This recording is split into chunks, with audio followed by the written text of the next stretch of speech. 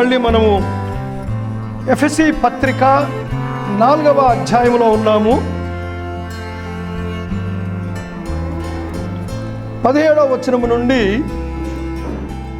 32 వచనాల వరకు గల వాక్య భాగాన్ని మనము ధ్యానం చేస్తూ ఉన్నాం. దీనికి మనము పెట్టిన పేరు వాక్ ఇన్ ప్యూరిటీ, పరిశుద్ధతలో నడవండి. పరిశుద్ధతలో నడవండి అనే మాటను మనము దీనికి చెప్పుకుంటూ ఉన్నాం. 17వ వచనం నుండి 24వ వచనం వరకు మనము చూశాము. 2 భాగాలుగా దానిని మనము అర్థం చేసుకున్నాం. మొదటి భాగములో హెచ్చరికలుగా మనం చూశాం. 2వ భాగములో ఒక ఆర్గ్యుమెంట్, ఒక వాదన చూశాం. అడ్మానిషన్ అండ్ ఆర్గ్యుమెంట్, ఒక హెచ్చరికలు, వాటిని సమర్థిస్తూ ఆర్గ్యుమెంట్స్ ఇస్తాడు పౌలు భక్తుడు, అవి చూశాం. ఇప్పుడు అప్లికేషన్ పార్ట్లోనికి వస్తూ ఉన్నాం. 25వ వచనం నుండి 32వ వచనం వరకు దీనిని అన్వయిస్తూ ఉన్నాడు జీవితాలకు. అన్వయము అనే భాగంలోనికి మనము వస్తూ ఉన్నాం. ఎఫెసీ పత్రిక 4వ అధ్యాయము 25వ వచనం నుండి 32వ వచనం వరకు అందరం కలిసి చదువుకుందాం. చదువుకుందాం. మనము ఒకరికొకరము అవయవములై ఉన్నాము గనుక మీరు అబద్ధమాడుట మాని ప్రతివాడును తన పొరుగువానితో సత్యమే మాట్లాడవలెను. కోపపడుడు గాని పాపము చెయ్యకుడి. సూర్యుడు అస్తమించు వరకు మీ కోపము నిలిచి ఉండకూడదు. అపవాదికి చోటియకుడి. దొంగిలవాడు ఇక మీదట దొంగిలక అక్కరగలవానికి పంచిపెట్టుటకు వీలు కలుగు నిమిత్తము తన చేతులతో మంచి పని చేయుచు కష్టపడవలెను. వినువారికి మేలు కలుగునట్లు అవసరమును బట్టి క్షేమాభివృద్ధికరమైన అనుకూలమైన వచనమే పలుకుడి గాని దుర్భాష ఏదైనను మీ నోట రానియకుడి. దేవుని పరిశుద్ధాత్మను దుఃఖపరచుకుడి. విమోచన దినము వరకు ఆయన యందు మీరు ముద్రింపబడి ఉన్నారు. ద్వేషము, కోపము, క్రోధము, అల్లరి, దూషణ, సకలమైన దుష్టత్వమును మీరు విసర్జించుడి.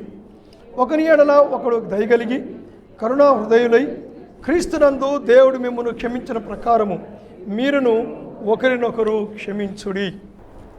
ఇక్కడ చాలా లిస్టు మనకు కనపడుతున్నప్పటికీ కూడా 5 ప్రాముఖ్యమైన పాపాలను గురించి మాట్లాడుతున్నాడు. 5 వీటి మీద ఫోకస్ చేశాడు.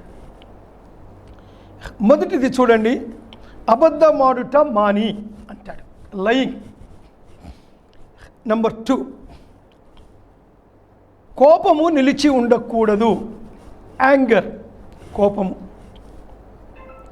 3వది దొంగిలక, thieving, దొంగిలించడం.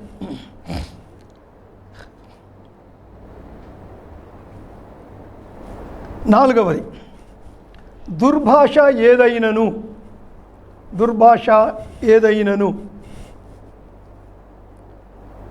The corrupt conversation or the corrupt tongue, దుర్భాష ఏదైనను. 31వ వచనానికి వచ్చి సమస్తమైన ద్వేషము, ద బిటర్నెస్. ఆ తర్వాత చెప్పాడు చూశారండి, కోపము, క్రోధము, అల్లరి, దూషణ, సకలమైన దుష్టత్వము. ఇవన్నీ కూడా different colours of bitterness, different shades of bitterness. ఈ ద్వేషము అనే దానికి రకరకాల రంగులు. ఇవన్నీ ఏంటి? కోపము. ఇప్పుడు చూడండి, ఒక చిన్న నీటి బిందువు గుండా సూర్య కిరణం వెళ్ళినప్పుడు ఏం ఏర్పడుతుంది? రెయిన్బో కదా, 7 కలర్లు. అలాగా ఈ ద్వేషత్వం, సకలమైన ద్వేషము, ద బిటర్నెస్, దాని యొక్క రంగులివి. కోపము, క్రోధము, అల్లరి, దూషణ, సకలమైన దుష్టత్వము. సో ఇవన్నిటిని కలిపి ఒక్క మాట కింద చూస్తున్నాం, సకలమైన ద్వేషము, ద బిటర్నెస్. ఈ 5 పాపాల మీద why is chosen 5? There are so big list కదండి, చాలా పెద్ద లిస్ట్ ఉంది. కానీ ఈ 5 చాలా ప్రాముఖ్యమైనవి, ముఖ్యంగా క్రైస్తవులకు. ఇక్కడ తాగుడు కానీ, వ్యభిచారము కానీ, నరహత్యలు కానీ, ఏమండి అలాంటి లిస్ట్ ఏం కనపడడం లేదు ఇక్కడ. Because Christians are not in those things. ఏమండి ఇంకా సంఘానికి వ్యభిచారం గురించి మాట్లాడడం, ఇంకా సంఘానికి లేకపోతే ఏమండి ప్యాకెట్ గురించి మాట్లాడడం, తాగుడు గురించి, ఇలాంటివన్నీ కూడా ఇంకా సంఘానికి అవి చెప్తున్నాడు. అసలు సంఘమా కాదా? ఏమండి క్రైస్తవులా కాదా? But here are the sins which are, అవి శరీరములో భాగంగా, ప్రాచీన స్వభావంలో ఒక భాగంగా ఉన్నాయి అవి. సో వీటితో మనము ఫైట్ చేస్తూనే ఉంటాం, వీటితో మనము పోరాడుతూనే ఉంటాం. సో సంఘములో ప్యూరిటీ, కుటుంబంలో ప్యూరిటీ, మన క్రైస్తవ జీవితంలో ప్యూరిటీ, పరిశుద్ధత చాలా ప్రాముఖ్యమైనవి ఇవి 5. మిగిలినవి ఇంకా బియాండ్, అవి ఇంకా దిగజారిపోయి పడిపోయి పాడైపోయిన పరిస్థితుల్లో మిగిలిన మాట్లాడాల్సిందే తప్ప వాటి గురించి ఇప్పుడు మాట్లాడుకునే అవసరం లేదు. నా ఇక్కడ ఒక్క స్టేట్మెంట్ ఇస్తున్నాడు. ఫస్ట్, మనము ఒకరికొకరము అవయవములై ఉన్నాము గనుక అంటాడు. అది మనం అందరము కూడా ఒకరికొకరము అవయవములము. క్రీస్తు ప్రభువు శిరస్సు, మనమందరము కూడా అదే శరీరంలో అవయవాలుగా ఉన్నాము. దాన్ని మనం గుర్తించాం. ఇప్పుడు అనాలజీ, ఒక పోలిక చూద్దాం. నాతో నేను అబద్ధం చెప్పుకుంటానా? ఏమండి నాతో నేను అబద్ధం చెప్పుకుంటానా? నన్ను నేను ద్వేషించుకుంటానా? నా మీద నేను కోపం చూపించుకుంటానా? నన్ను నేనే దొంగిలించుకుంటానా? నన్ను నేనే తిట్టుకుంటానా? అండి జరగవు కదా. ఏ కుడి చేయి కూడా ఎడం చేతిని దొంగతనం చేస్తుందా? ఏమండి ఏ కుడి చేయైనా ఎడం చేయిని కొడుతుందా? మనము ఒకరికొకరము అవయవాలమై ఉన్నాము గనుక, that is bottom line, that is the foundation. మనమందరము కూడా యేసు ప్రభు అనే శరీరంలో అవయవాలుగా ఉన్నాము. క్రీస్తు ప్రభువు మనకు శిరస్సుగా ఉన్నాడు. కాబట్టి ఈ 5ని రానివ్వవద్దు అని చెప్తున్నాడు. Now we will talk about these 5 things, ఈ 5 పాపాలను గురించి. నెంబర్ 1, మనము ఒకరికొకరము అవయవంలో ఉన్నాము గనుక మీరు, ఓ ఎఫ్ఎస్సీయులారా, మనందరికీ అప్లికేషన్, ఓ క్రైస్తవులారా, ఓ క్రైస్తవ సంఘమా, స్పెసిఫిక్గా ఓ గ్రేస్ బ్యాప్టిస్ట్ చర్చ్ సంఘస్థులారా, అదే అబద్ధమాడుట మాని ప్రతివాడును తన పొరుగువానితో సత్యమే మాట్లాడవలెను. అబద్ధమాడుట మాని, అబద్ధం అంటే ఏమిటి? ఒక భక్తుడు ఒక మంచి డెఫినిషన్ ఇచ్చాడండి.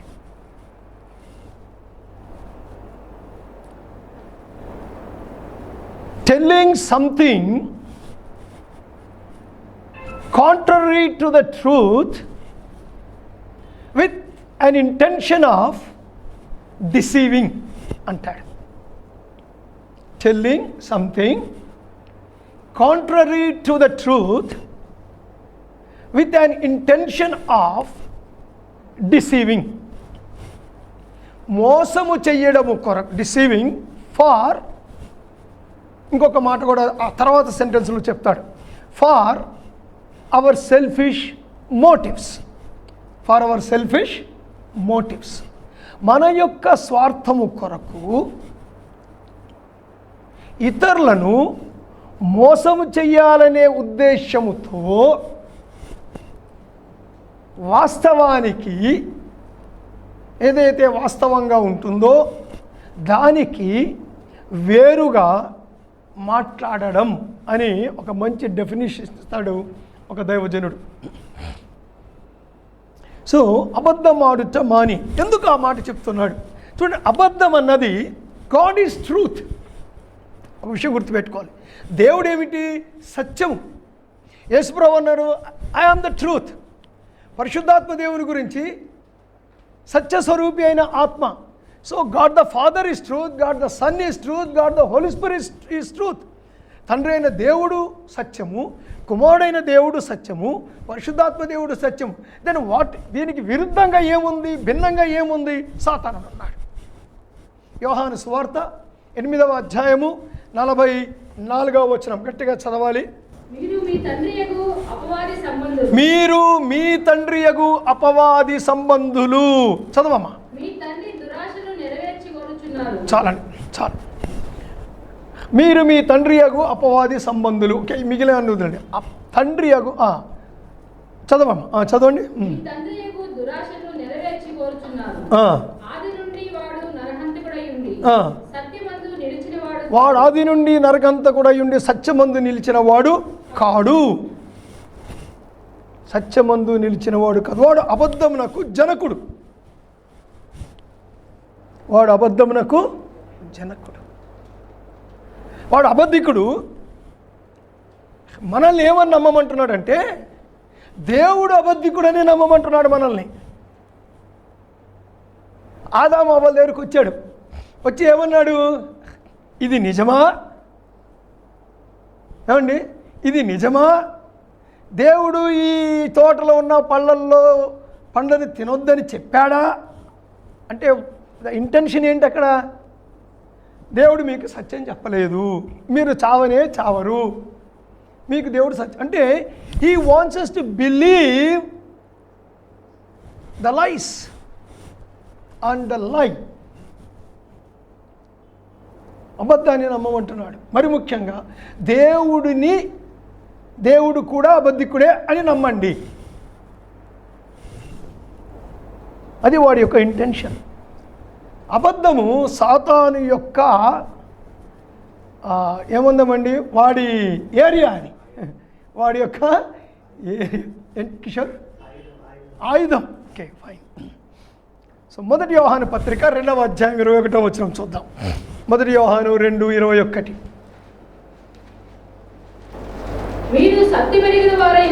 మీరు సత్యమెరిగిన వారై ఉన్నందున నేను రాయలేదు కానీ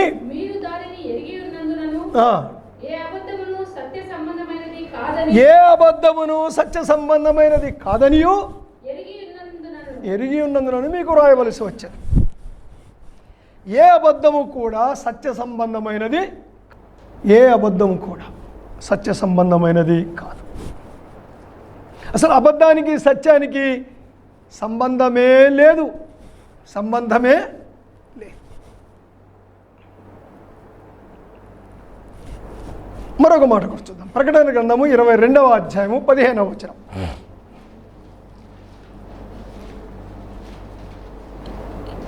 కుక్కలను, మాంత్రికులను, వ్యభిచారులను, నరహంతకులను, విగ్రహారాధకులను, అబద్ధమును ప్రేమించి జరిగించు ప్రతివాడును నరకములోనికి వెళ్తారు. అబద్ధమును ప్రేమించి దానిని జరిగించువాడు. సో ఇది నరకానికి వెళ్ళే వాళ్ళు చేయాల్సిన పని. కానీ జీవము పొందిన వారికి అబద్ధానికి ఏమి సంబంధము అంటాడు. నేను రక్షించబడ్డ కొత్తలో నేను చాలాసార్లు ఆశ్చర్యపడిన విషయం ఏంటంటే, సీనియర్ విశ్వాసులు తేలిగ్గా అబద్ధాలు ఆడటం చూసి నేను చాలా ఆశ్చర్యపోయేవాడిని. అసలు నాకు అర్థమైంది కాదు, అబద్ధాలు ఆడతారా? దగ్గర నేను అనుకుంటానండి, ఒక 5-6 years స్ట్రగుల్ అయ్యానండి. చర్చిలో 5-6 years స్ట్రగుల్ అయ్యాను నేను. అంటే జస్ట్ లైక్ దట్, ఏం తేడా లేదు. అసలు బయట చూడండి, అబద్ధం ఆడడం అనేది that is the order of the day. అసలు అబద్ధం తప్ప ఇంకోటి మాట్లాడటం లేదు మనిషి. అబద్ధం తప్ప ఇంకోటి మాట్లాడు. ఇంకా విచిత్రం ఏంటో తెలుసండి, ఉద్యోగాలు చేసే వాళ్ళకి బాగా తెలిసింది. ఉద్యోగాలు చేసే వాళ్ళకి బాగా తెలుసు. నేను స్కూల్లో టీచర్ పని చేసేటప్పుడు లీవ్ లెటర్ రాసేవాడిని. నాకు ఇంట్లో పని ఉన్నందువలన నేను రేపు స్కూల్కి రాలేను, నాకు లీవ్ ఇవ్వగలరు. అది లెటర్ చూసి, నీకు ఇంట్లో పని అంటే మేము లీవ్ ఇవ్వాలయా, నీ పనులకు మేము లీవ్ ఇవ్వాలా, స్కూల్లో పని ఎవరికి చెప్తావు అని లెటర్ చింపడే అవసరం. నేను స్టాఫ్ రూమ్కి వెళ్ళి, ఏంటి సార్ ఏంటంటే, సార్ మీకు ఉత్తరం లీవ్ లెటర్ రాయడం తెలియదా నీకు అంటే, నాకు తెలియదా అన్నాను. రేపు నువ్వు మానే. సీనియర్ టీచర్ ఒక ఆయన ఏం చెప్పాడు తెలుసా నాకు, నువ్వు రేపు మానేసి ఎగ్గొట్టు స్కూలు మానే, మరుసటి రోజు వచ్చినప్పుడు లీవ్ లెటర్ ఏమని ఇస్తావంటే, as I was not feeling well I couldn't attend the class, treat my absence as the leave అని రాసి ఇచ్చే sir. I said I don't write like that.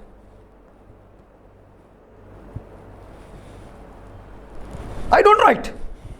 Salary cut చేసుకోమనండి, నాకు ఇంట్లో పని ఉంది, నాకు జ్వరం రాలేదు, నాకు కడుపు నొప్పి రాలేదు, ఇంట్లో పని ఉంది కాబట్టి నేను రాలేదు, దట్స్ ఆల్. నేను అలాగే ఇస్తాను లీవ్ లెటర్.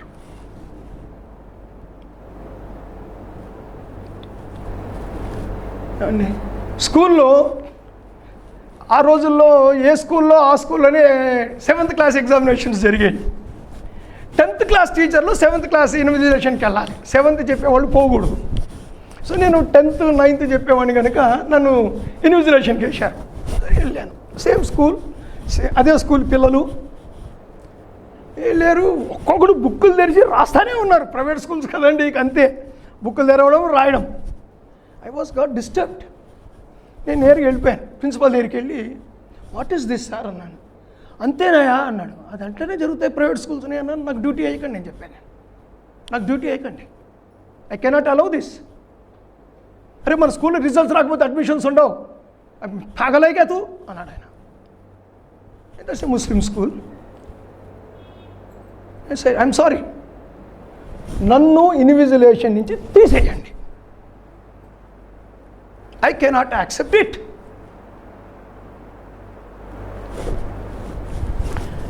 అబద్ధమును ప్రేమించి దానిని జరిగించువాడు.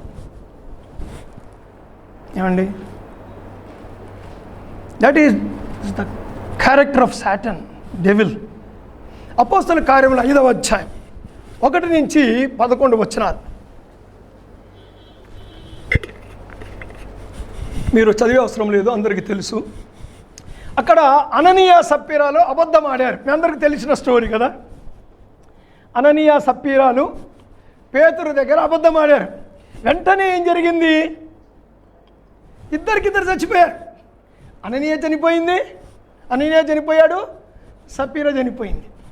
ఆ తర్వాత ఇంకెవరు అబద్ధాలు ఆడలేదా? ఆడారు, కానీ వాళ్ళు ఎవరు చనిపోలేదు. అంటే దాని అర్థము దేవుడు తన స్టాండర్డ్ తగ్గించుకున్నాడనే కాదండి. అట్లా దేవుడు చంపుతూ పోతే ఈరోజు వాక్యం నేను చెప్తుండేవాడిని కాదు, ఈరోజు వాక్యం మీరు వింటుండేవాళ్ళు కూడా కాదు.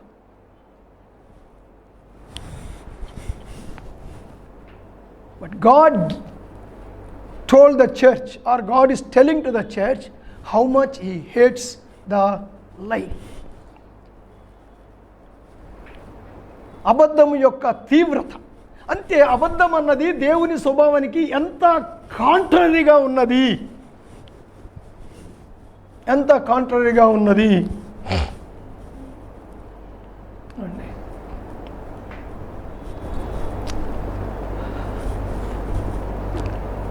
సో ఇందులో నుంచి బయటపడాలి. ప్రతివాడును తన పొరుగువానితో సత్యమే మాట్లాడవలెను అని అంటా ఉన్నాడు. ఓకే, రెండవ దానికి వెళ్దాం, ఇంకా మిగిలిన వాటికి టైం ఇవ్వాలి కదా. రెండవది కోపపడుడి. ఏం చక్కటి లైసెన్స్ ఇచ్చాడు సార్ 26వ వచనములో.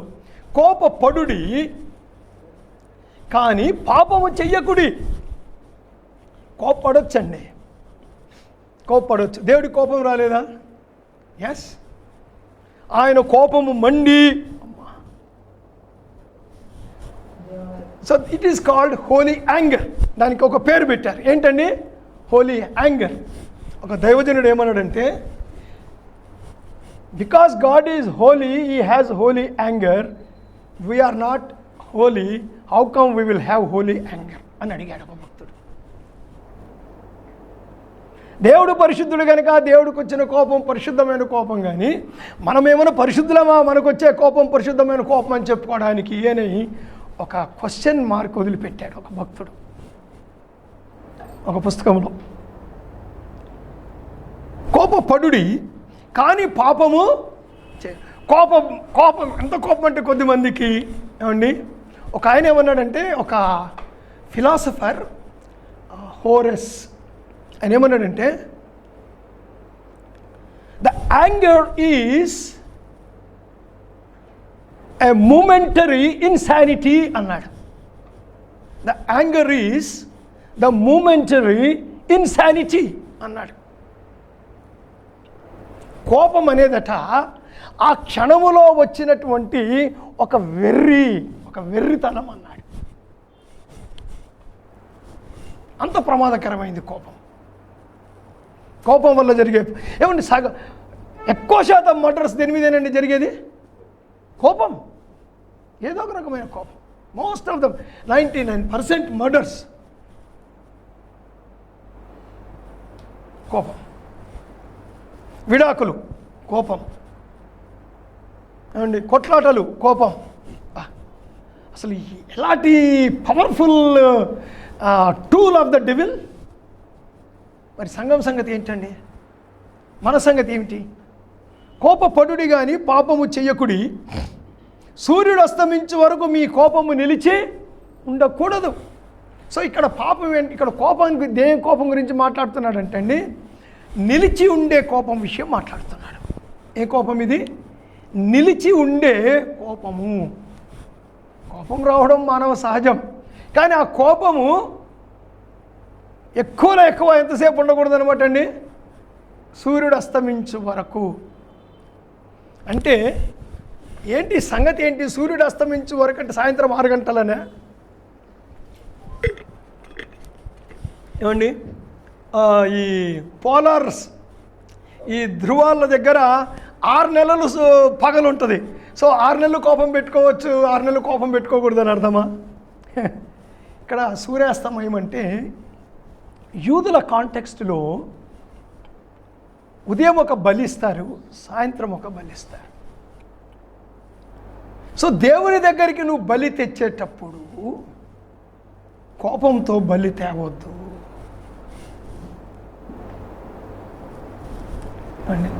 మనకు అప్లై చేసుకుందాం.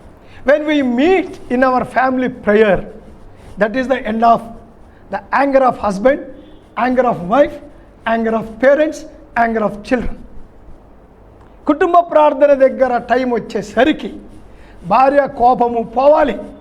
ఏమండి, భార్య కోపము పోవాలి, భర్త కోపము పోవాలి, పిల్లల కోపము పోవాలి. అది కంటిన్యూ అయ్యింది అంటే పాపము.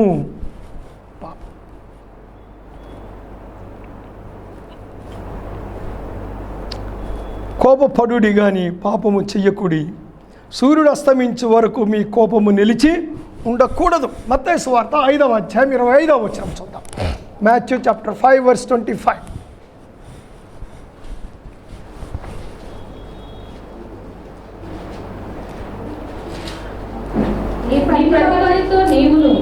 అమ్మ మళ్ళీ చదవండి. నీ ప్రతివాదితో నీవును త్రోవలో ఉండగానే త్వరగా వానితో సమాధానపడుము. లేని ఎడల ఒకవేళ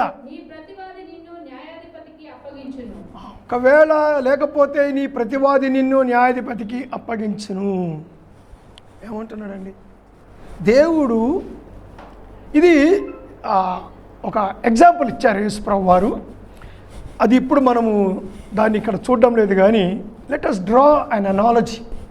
దాని నుంచి ఒక పోలిక తీసుకుందాం. మనము సమాధాన పడాలి.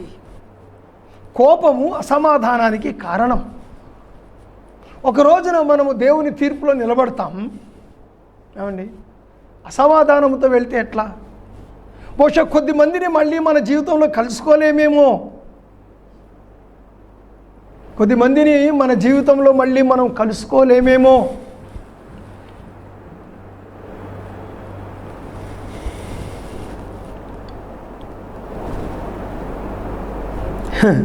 సమాధాన పడాలండి, సమాధాన పడాలి. కోపం వదిలిపెట్టాలి, పలకరించుకోవాలి, మాట్లాడుకోవాలి.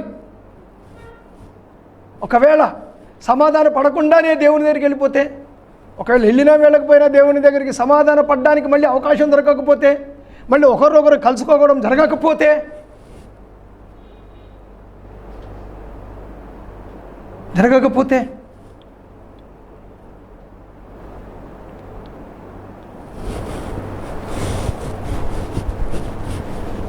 ఏమండి, సమాధాన పడాలి. కోపం ఈజ్ వెరీ బ్యాడ్.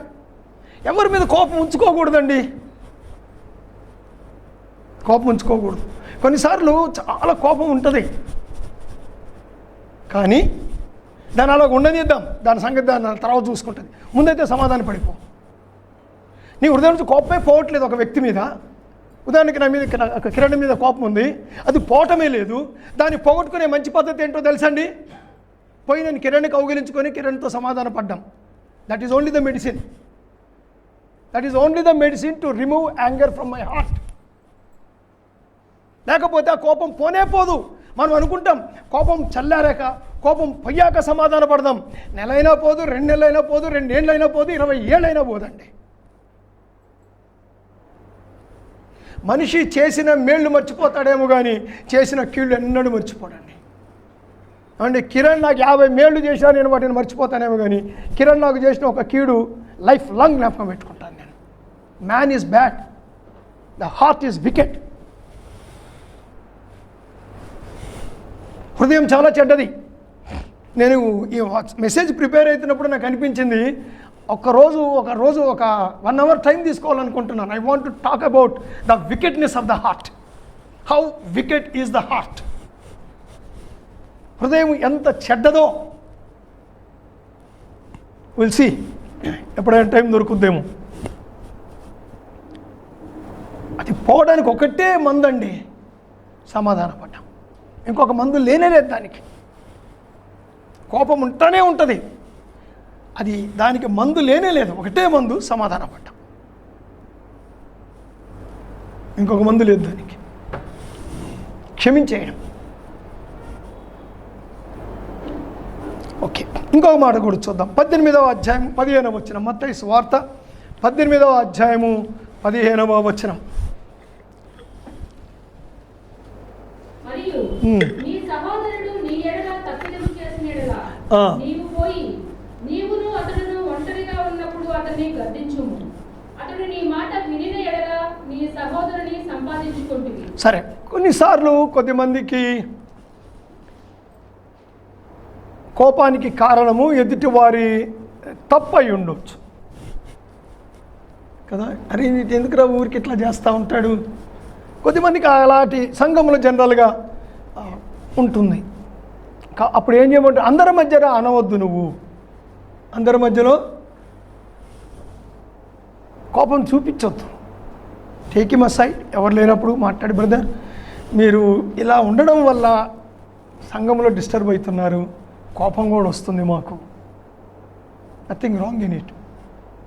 కానీ దానికి మృదువుగా, ప్రేమగా, ఒంటరిగా. ఇఫ్ యూ థింక్ దట్ నీ కోపానికి కారణం ఎదుటి వ్యక్తి మాటి మాటికి తప్పు చేయడము దానికి కారణమని నువ్వు అనుకుంటే, దేవుని యొక్క వాక్యము దానికి ఒక పద్ధతి చూపిస్తుంది. ఆ పద్ధతి ఏమిటంటే ఒంటరిగా మాట్లాడు. ఒంటరిగా మాట్లాడు. నీ కోపం వచ్చింది కదా, ఒక అప్లికేషన్ తీసుకుంటున్నాం మనం ఇక్కడ. ఇప్పుడు మనం చదివిన వాక్య భాగం యొక్క కాంటెక్స్ట్లోకి వెళ్ళి మనం దాన్ని అర్థం చేసుకోవటం లేదు.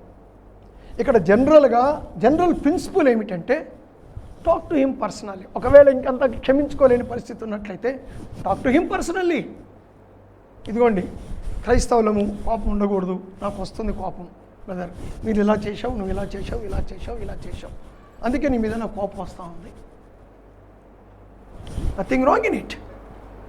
బట్ ఇలా చేసావు, నువ్వు నాకు కోపం వచ్చింది అన్నది ఆయన తిట్టడం కోసం కాదు ఆ time. I want to tell him why I am unable to forgive him. I should tell him why I am unable to forgive him.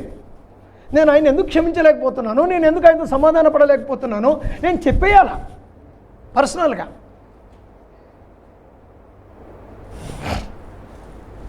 మాట్లాడాలి.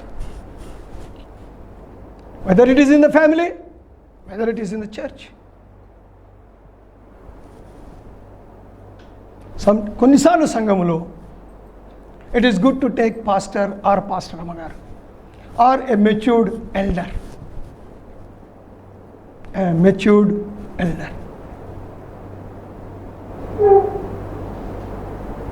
ముందుకు వెళ్దాం.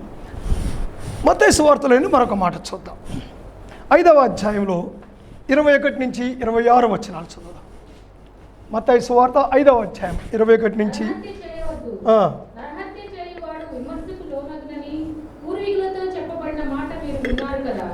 నేను మీతో చెప్పున్నదేమనగా, తన సహోదరుని మీద కోపపడు ప్రతి వాడు విమర్శకు లోనగును, తన సహోదరుని చూచి వ్యర్థుడా అని చెప్పువాడు మహాసభకు లోనగును, ద్రోహి అని చెప్పువాడు నరకాగ్నికి లోనగును. కావున నీవు బలిపీఠం వద్ద అర్పణము అర్పించుచుండగా నీ మీద నీ సహోదరునికి విరోధమేమైనా కలదని అక్కడ నీకు జ్ఞాపకం వచ్చినలా, అక్కడ బలిపీఠము ఎదుటనే నీ అర్పణను విడిచిపెట్టి మొదట వెళ్ళి నీ సహోదరునితో సమాధానపడుము, అటు తర్వాత వచ్చి నీ అర్పణము అర్పింపుము. ఓకే అవన్నీ కూడా నువ్వు ద్రోహి అని చెప్పడము, ఇవన్నీ కూడా జూయిష్ కాంటెక్స్ట్లో ఉన్నాయి. అవి మనకి ఇప్పుడు వద్దు. ఇక్కడ సెంట్రల్ పాయింట్ ఏమిటి బాగా గమనించండి. ప్రభు చెప్పిన మాట 2 విషయాలు. ఒకటి, నరహత్యకు కారణము కోపం. మన అప్లికేషన్లో సంఘములో కోపపడుట అన్నది నరహత్యతో సమానము. అంటే ఒక వ్యక్తిని పైన మన కోపం ప్రదర్శించడం, ఒక వ్యక్తి మీద కోపము ప్రదర్శించడము నరహత్యతో సమానము అంటున్నాడు. సరే, ఓకే. ఇప్పుడు యేసుప్రభు వారు ఒక మాట చెప్పారు. నీవు బలి అర్పణ అర్పించేటప్పుడు నీ సహోదరుడికి నీ మీద కోపం ఉందని నీకు జ్ఞాపకం వస్తే నువ్వు వెంటనే నీ అర్పణ విడిచిపెట్టి వెళ్ళి సమాధానపడుము. చూడండి, ప్రభు ఏమైనా రివర్స్గా చెప్పారా? నేను మీకు అర్థం అవ్వడానికి కొద్దిగా ప్రాక్టికల్ ఎగ్జాంపుల్ చెప్తాను. కిరణ్కి నా మీద కోపం ఉంది. మాకు వినండి, కిరణ్కి నా మీద కోపం ఉంది. నేను బలి అర్పించేటప్పుడు లేదా నేను ప్రార్థన చేసేటప్పుడు ఏదైనా కానివ్వండి, what ever it is, some spiritual activity, నాకేం జ్ఞాపకం వచ్చిందంటే కిరణ్కి నా మీద కోపం ఉందని జ్ఞాపకం వచ్చింది. జనరల్గా మనమేమనుకుంటున్నామంటే కిరణ్ వచ్చి సమాధానపడాలి కదా, కిరణ్కి కదా నా మీద కోపం ఉంది, కిరణ్ వచ్చి కదా నన్ను క్షమించమని అడగాల, నేను వెళ్ళి సమాధాన పడ్డం ఏంటి? కారణం ఏంటంటే అసలు కిరణ్కి నా మీద కోపం ఉందని నాకెట్లా తెలిసిందండి? చెప్పాడా? జోషంకుల్ నీ మీద నా కోపం ఉందని ఎప్పుడు చెప్పాడా నా కిరణ్? నాకెట్లా తెలిసింది? గుర్తుపట్టాను. Okay, fine. మనం గుర్తుపడుతుంటాం కదా, మన తెలివైన వాళ్ళు ఎవరు లేరు, అందరినీ గుర్తుపట్టేస్తాం. సో ఇక్కడ గుర్తుపట్టేశా. ఎందుకు గుర్తుపట్టగలిగాను? కారణం ఏమిటంటండి, something I did wrong against him. నేను కిరణ్ పట్ల ఏదో తప్పు చేశాను. ఆ తప్పు నా మనసులో ఉండి నన్ను ఏం బాధ చేస్తుందంటే ఖచ్చితంగా కిరణ్కి నా మీద కోపం వచ్చే ఉంటుంది, నేను ఇది చేశాను కనుక. సో ఇప్పుడు సమాధాన పడ్డం అంటే అర్థం ఏంటి? కిరణ్ బ్రదర్, నీకు నా మీద కోపం ఉంది కనుక నువ్వు నాతో సమాధాన పడని అర్థం కాదు. బ్రదర్, నీకు కోపం రావడానికి కారణం నేను చేసిన పనే కనుక నన్ను క్షమించు అని నేను కిరణ్ అడగడం. అది యేసుప్రభు వారు చెప్తున్నటువంటి మాట. కోపపడుడి కానీ కోపము నిలిచి ఉండవద్దు. 3వ దానికి వెళ్దామండి త్వరగా. ఫైన్. అపవాదికి చోటియ్యకుడి, దొంగిలివాడు ఇక మీదట దొంగిలక అక్కరగలవానికి పంచిపెట్టుటకు వీలు కలుగు నిమిత్తము తన చేతులతో మంచి పని చేయించు కష్టపడవలెను. దొంగతనము ఇది ఏమని పేరు పెడదామండి? ఇది దొంగతనము కానీ దొంగతనం అందామా? కథ కాని కథ, ఇట్లా కొన్నిసార్లు చెప్తుంటారు కదా రిడిల్స్. కోడి కాని కోడి, పకోడి, ఏమండి ఇలాంటిదా? దొంగతనము కానీ దొంగతనము వాట్ టైప్ ఆఫ్ దొంగతనం ఇది? ఏమంటే విశ్వాసులు ఎవరైనా బ్యాంకుల్లో దొంగతనాలు చేస్తారా? వాళ్ళ ఇంట్లో వీళ్ళ ఇంట్లో దొంగతనం చేస్తారా? లేకపోతే పిక్ పాకెటింగ్ చేస్తారా? ఏమండి, దాని సంగతి మాట్లాడడం లేదు ఇక్కడ. దొంగి లెక్క అక్కరగలవానికి పంచిపెట్టుచు, ఇది ముందుగా వాళ్ళ కాంటెక్స్ట్లో కొద్దిగా ఆలోచన చేసి తర్వాత నేను ప్రాక్టికల్ ఎగ్జాంపుల్స్ అనికి వస్తాను. తీతు పత్రిక 2వ అధ్యాయం 10-11 వచనాలు చూద్దాం. తీతు పత్రిక 2వ అధ్యాయము 10-11 వచనాలు.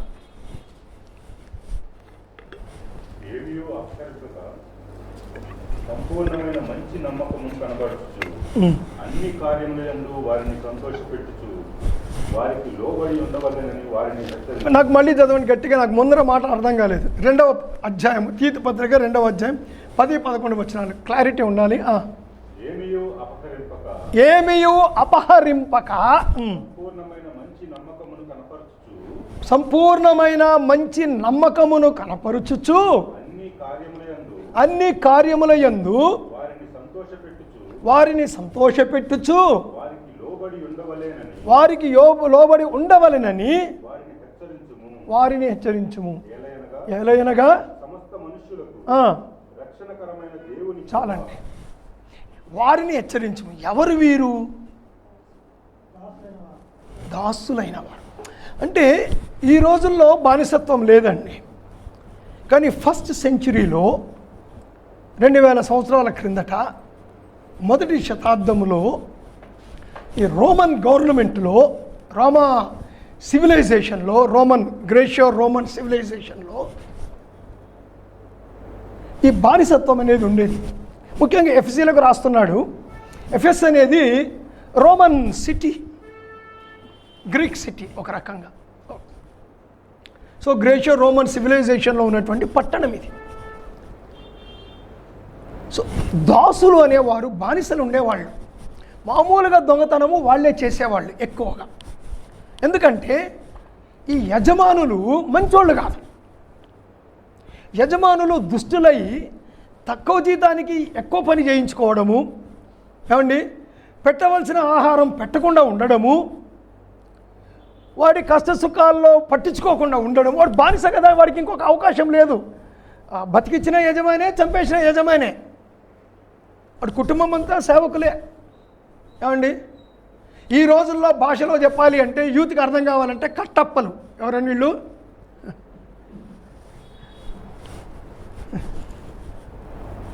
ప్రాణం పోయినా వాళ్ళకే సేవకులు. అది సిచ్యువేషన్, ఆ కాంటెక్స్ట్. సో ఇక్కడ ఏమంటాడంటే, దొంగిలక అక్కరగల వారికి పంచిపెట్టుటకు మంచి మనసుతో పనిచేయండి అని చెప్తున్నాడు. సరే ఇక్కడికి వస్తాను నేను. మన క్రిస్టియన్ కాంటెక్స్ట్లోకి నేను తర్వాత వస్తాను. సో యజమానులు అలా ఉండి, అందుకే ఒనేసిఫోరు, మనము ఫిలమోను పత్రిక చదివితే ఒనేసిఫోరు ఫిలమోను దగ్గర పనిచేస్తూ దొంగతనం చేసి పారిపోతాడు.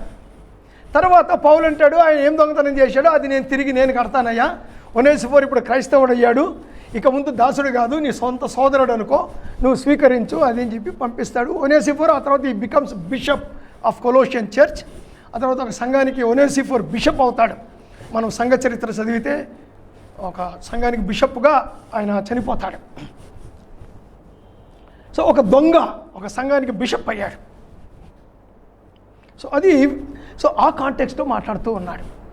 సో దొంగతనానికి కారణం ఏమిటి అంటే, వాళ్ళకి చెప్పిన విషయము యజమానులు ఇవ్వవలసింది ఇవ్వకపోవడం. మన దగ్గర కూడా వస్తానండి, మనము కూడా ఇలాంటి దొంగతనాలు కొద్దిమంది చేస్తూ ఉంటారు. పని చేయించుకుంటారు, ఇవ్వాల్సింది ఇవ్వరండి, ఇవ్వాల్సింది ఇవ్వరు.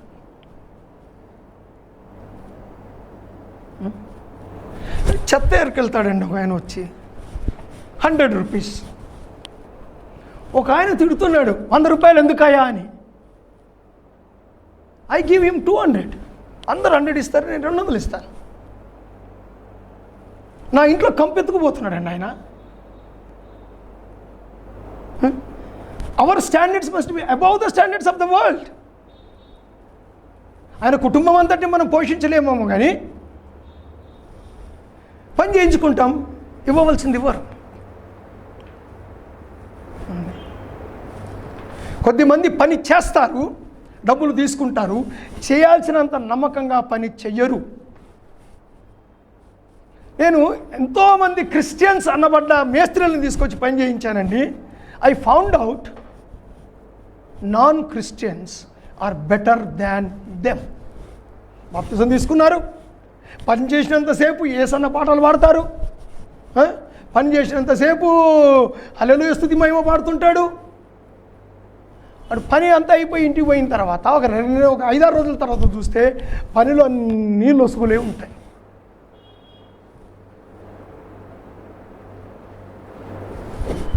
దొంగతనం కాదా అది? వెన్ వీ వర్క్, నువ్వు ఏ ఉద్యోగమైనా చెయ్యి, if we are faithful not in our job, we are thieving, we are stealing.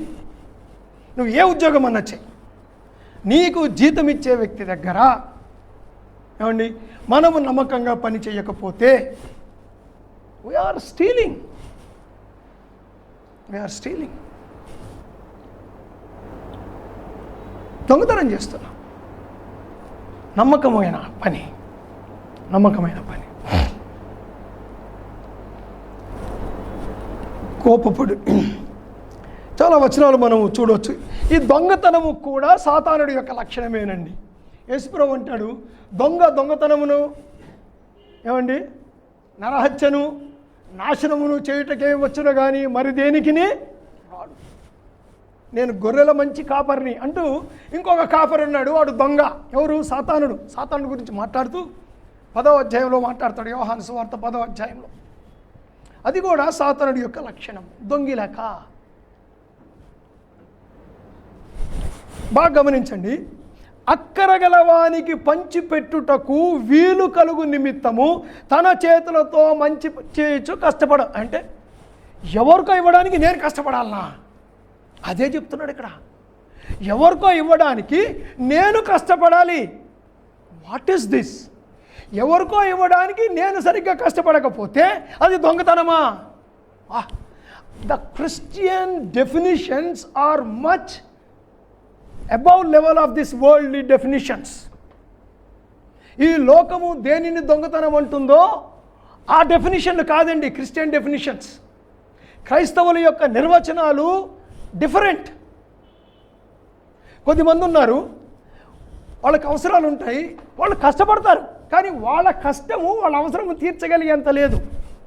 కొద్దిమందికి ఎక్స్ట్రా పని చేసే శక్తి ఉంటుంది, అది వాళ్ళకి అవసరం లేదు, అది వాళ్ళకి అవసరం లేదు. నా జీతం నాకు కంఫర్టబుల్గా సరిపోతుంది. బాగా వినండి, నా జీతం నాకు బాగా సరిపోతుంది, నాకు ఇంకా మిగులుతుంది, బాగుంది, నాకు కొంత టైం ఉంది, నాకు కొంత కెపాసిటీ ఉంది. Why not I use that small time to work for others?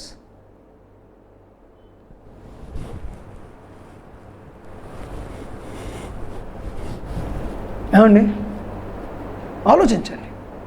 ఇవ్వడం నేర్చుకోవాలి. కొద్దిమంది ఇవ్వరండి, మనసు ఒప్పదు పేదలకు ఇవ్వడానికి. మేము కూడా పేదవాడు అంటాడు. ఎవడు పేదవాడు కాదు సార్? అంబానీ పేదవాడు కాదా? ఆయన కూడా పేదవాడే. 5,000 కోట్లు సరిపోవు, ఇంకో 1000 కోట్లు కావాలి. నేను ఇంకా పేదవాడిని అనుకుంటున్నాడు, సంపాదించుకుంటూనే ఉన్నాడు. అంటే ఫిలంథ్రాపిస్ట్గా లేరని నేను అనటం లేదండి. నేను మామూలుగా అలవాటైన పదము, అందరికీ తెలిసిన పదం అని నేను ఉపయోగించానే తప్ప ఎవరు పేదవాళ్ళు కాదు. ఎవరికి సరిపోతుంది సంపాదించిందంతా? నో. పేదవాడు తనకంటే ఇంకా పేదవాళ్ళు ఉన్నారు. పేదవాళ్ళు ఇవ్వడం నేర్చుకోవాలి. బాగా అర్థం చేసుకోండి. ప్రతిసారి నేను పేదవాడిని, పేదవాళ్ళు కూడా ఇవ్వాలి. ప్రతి ఒక్కరు ఇవ్వడం నేర్చుకోవాలండి.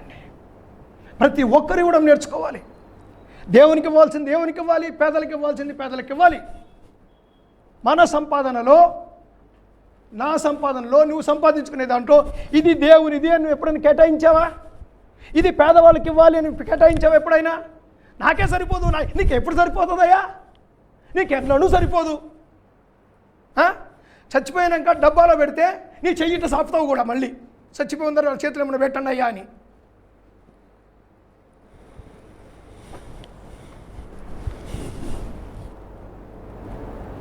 ఏమండి, అన్నిటికీ డివిజన్ ఉంది కదా. చిట్టి కట్టడానికి ఎంత, రెంట్ కట్టడానికి ఎంత, సినిమా టాకీస్కి పోవడానికి ఇంత, సినిమా థియేటర్లో తినడానికి తాగడానికి ఇంత కేటాయిస్తున్నావా లేదా? ఉదాహరణ చెప్తున్నానండి. మీరందరూ సినిమా థియేటర్లకు పోతున్నారు నేను అనట్లే, just an example. We have division for everything. దేవుని కొరకు అన్నది డివైడ్ చేశారా? పేదల కొరకు అన్నది మీరు డివైడ్ చేశారా?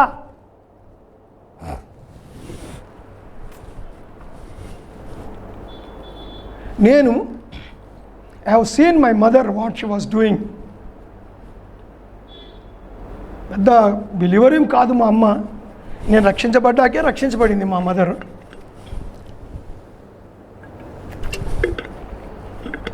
Christian, nominal Christian.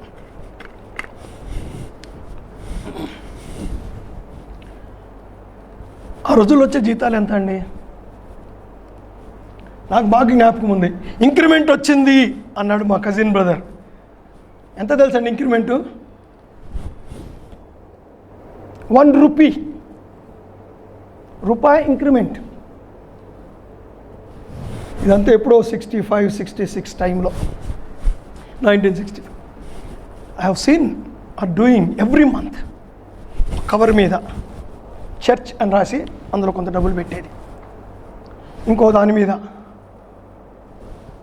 నెల్లూరు అని రాసి దాంట్లో డబ్బులు పెట్టేది. ఇంకో దాని మీద అనకాపల్లి అని రాసి దాంట్లో డబ్బులు పెట్టేది.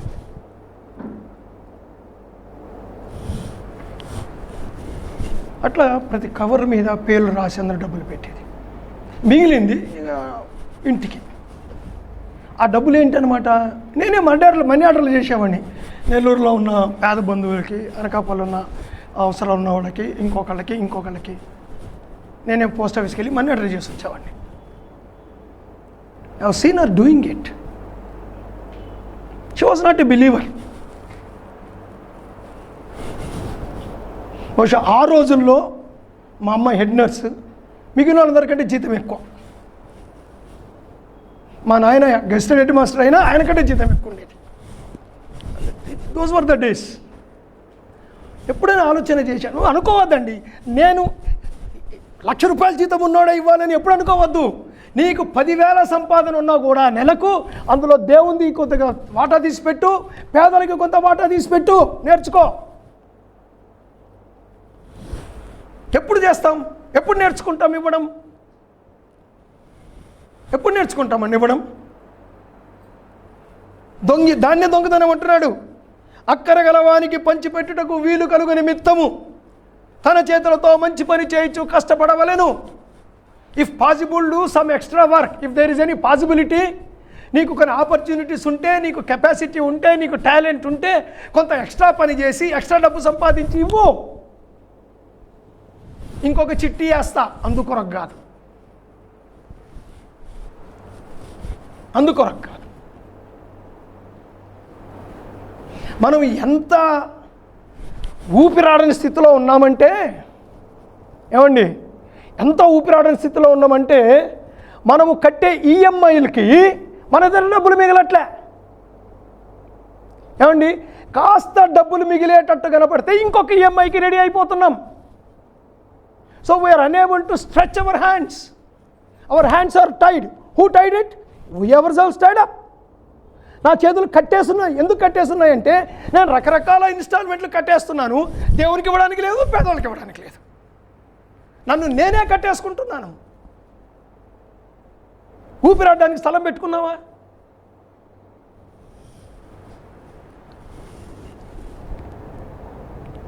దొంగిలక.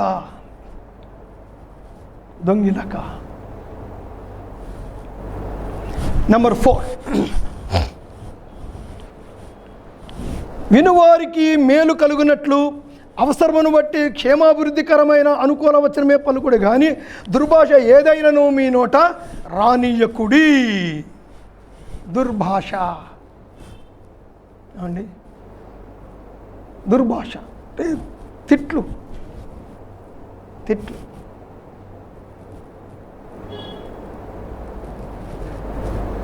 మత్తయి సువార్త 12వ అధ్యాయం 34వ వచనం చూడండి ఒకసారి.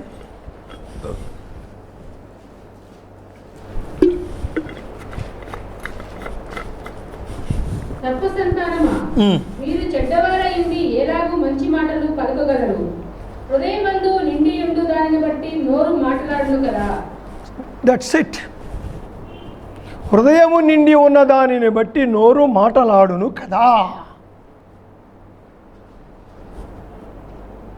దుర్భాష ఏదైనాను మీ నోట రానియకుడి.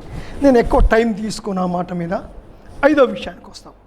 సమస్తమైన ద్వేషము, ద బిటర్నెస్.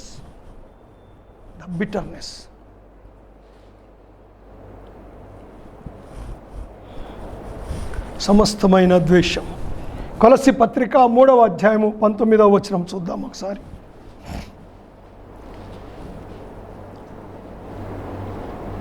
భర్తలారా, మీ భార్యలను ప్రేమించుడి, వారిని నిష్ఠూర పెట్టకుడి. Don't have bitterness against them. The bitterness.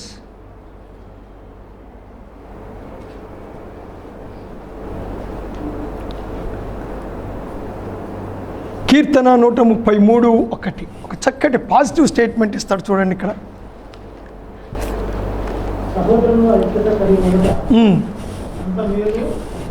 ఎంత మేలు ఎంత మనోహరము. చాలండి, ఎంత మేలు ఎంత మనోహరం. ఆపోజిట్ ఆఫ్ బిటర్నెస్, సమస్తమైన ద్వేషము. Why we are bitter? ఏమండి, why we are bitter against others?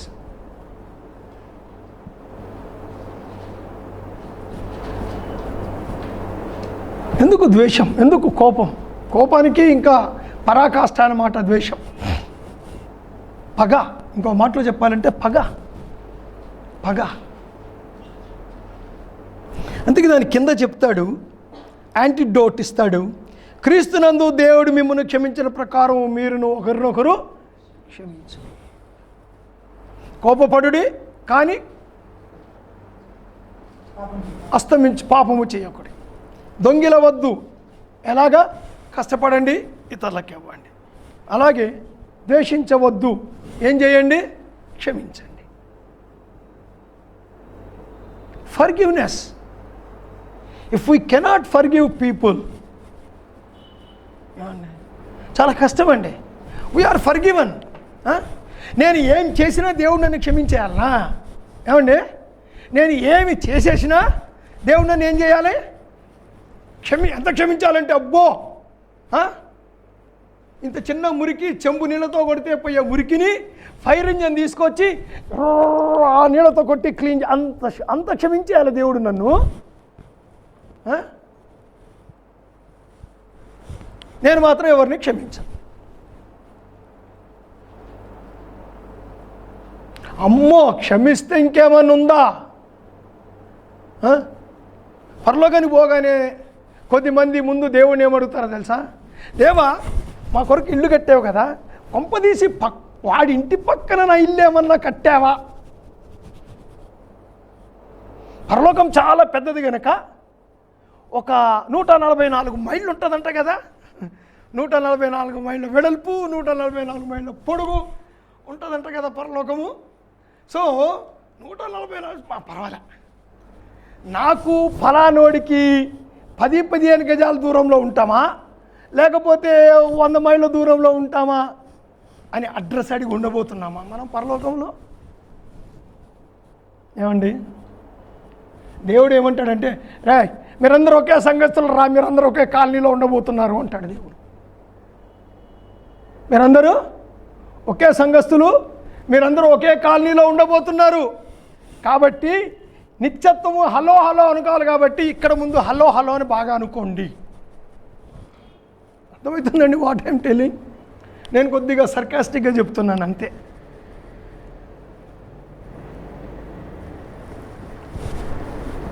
సమస్తమైన ద్వేషం నాట్ గుడ్. ఎందుకంటే మీరు ఒకరితో ఒకరు అవయవములై ఉన్నారు గనుక. ఏమండి?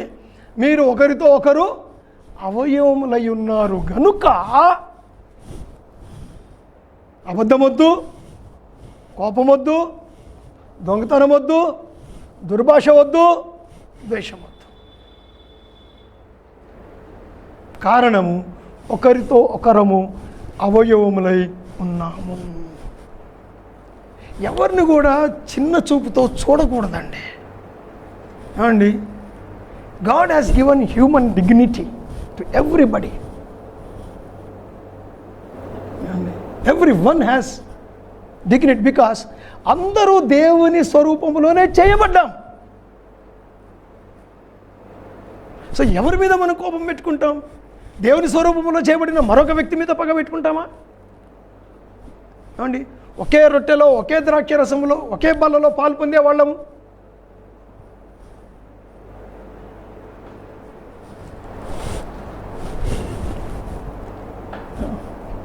The practical life of Christianity. Normal life కన్నా నార్మల్ పీపుల్, లోకంలో ఉన్న ఇతరులు మంచివాళ్ళు అని ఎవరినైతే మనం అనుకుంటున్నామో, లోకంలో ఉన్న వాళ్ళలో ఎవరినైతే మనం మంచివాళ్ళని అంటున్నామో, our living must be above their standards. Our standards are above their standards. మన స్టాండర్డ్స్ వాళ్ళ స్టాండర్డ్స్ కన్నా ఎక్కువ ఉండాలి అనే విషయాన్ని మనము గుర్తించాలండి. చర్చిలో ఏమండి ఉండాలి, ప్రేమ ఉండాలి, అభిమానం ఉండాలి, దూరం పెరగకూడదు సంఘస్థుల మధ్యలో. సోషల్ డిస్టెన్సింగ్ ఎక్కువైపోయింది. ఏమండి? ఏమి ఎక్కువైపోయింది? Social distancing. సంఘ సభ్యుల్లో సోషల్ డిస్టెన్సింగ్ ఎక్కువైపోయింది. అంటే ఇంతకుముందు ఏమో దగ్గర ఉన్నారా? అప్పుడు ఉంది, అప్పుడు డిస్టెన్సే, ఇప్పుడు డిస్టెన్సే. When do we learn to identify with other members? ఇతర సభ్యుల్ని ఎప్పుడు కలుసుకుంటాము? ఆదివారం పొద్దున తప్ప మిగిలిన నెలలో ఒక్కసారి కూడా ఒక చర్చ్ మెంబర్ని పలకరించే ఓపిక లేకపోతే ఏమండి?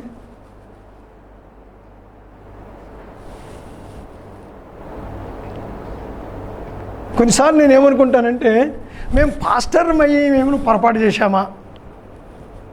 ఏమండి? పాస్టరే పలకరించాలనుకుంటున్నారా ఏంటి వీళ్ళు? మేము కూడా మనుషులమే కదా, మమ్మల్ని ఎవరు పలకరించరా? పాస్టరే పోయి ఎవరినైనా పలకరించరా? వాళ్ళ మమ్మల్ని మా ఇంటికి వచ్చి ఎవరు మమ్మల్ని పలకరించరా? పాస్టర్లో కాకపోతే బాగుండు.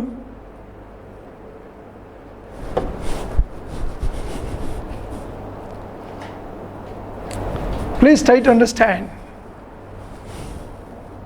సోషల్ డిస్టెన్సింగ్ మనకెవ్వరికి కూడా ఏమండి కరోనా లేదు. స్పిరిచువల్ కరోనా ఎవరికి లేదు ఇక్కడ. కలవాలండి, కలవాలి. We should show. సి, ఒక స్లోగన్ ఎన్నోసార్లు చెప్తాను నేను. If you love somebody show it. If you love somebody show it. మనం ఎవరైనా ప్రేమిస్తే చూపించు దాన్ని. ఊరికి నోటితో చెప్తే ఎట్లా? ప్రేమిస్తే ఇంకొకటి ప్రార్థన చేయడం ఒకటి నేర్చుకుని మాట్లాడితే మేము ప్రార్థన చేస్తాం. ప్రార్థన చేస్తే డబ్బులు ఖర్చు కావుగా?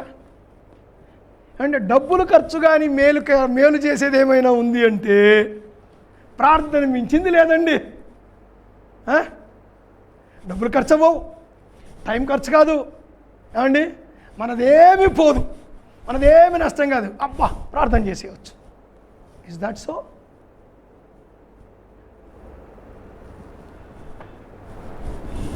ఏమండి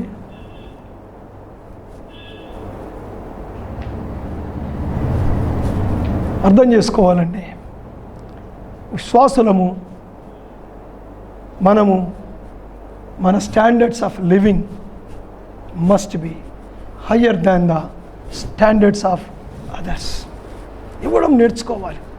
కొద్దిమంది ధారాళంగా ఇచ్చేవాళ్ళు ఉంటారండి. కొద్దిమంది ఎప్పుడు ఇస్తారో తెలుసా? మన ఇంట్లో ఒక్కసారి లెక్కేయండి సార్. ఒకసారి అనకాపల్లిలో ఒక ఆయన మంచి బావగారు, ఆమెను అక్క అనేవాళ్ళం, ఆయన బావగారు అనేవాళ్ళం. మేము యూత్. బావగారు మీ బట్టలు బాగున్నాయి బావగారు అన్నాను నేను. 70 జతలు ఉన్నాయి నాకు అన్నాడు. ఎవరికి ఏమి ఇవ్వవా అని అడిగాను నేను ఆయన్ని. ఎవరికి ఏమి ఇవ్వవా?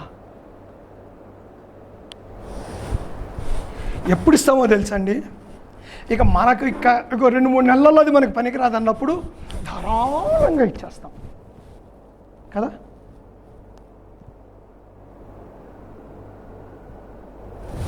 మనకు పనికిరాదు, మనం వాడము.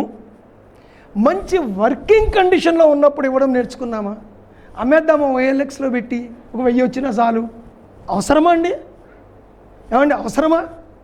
కొత్త ఫ్రిడ్జ్ కొనుక్కుంటున్నాను, పాత ఫ్రిడ్జ్ OLXలో పెట్టి అమ్మేసుకొని ఒక 1000-2000 తీసుకోవాల్సినంత స్థితిలో ఉన్నామా మనము? ఓ స్కూటర్ ఉంది, అవసరం లేదు నాకు, ఎక్కడ అమ్మేద్దామా? ఎంత వస్తుందంటే వస్తే ఒక 3000-4000, 2 రోజుల్లో కథం. Why not we give it to somebody? అమ్మో, ఆత్మహత్య అయినా చేసుకుంటాను కానీ ఇస్తానా?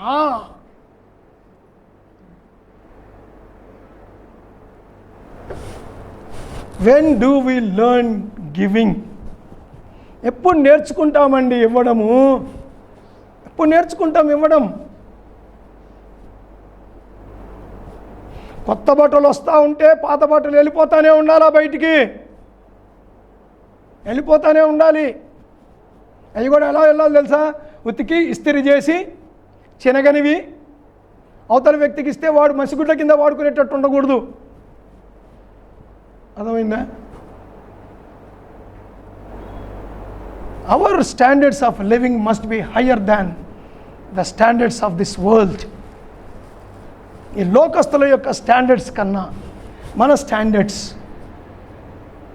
ఎక్కువగా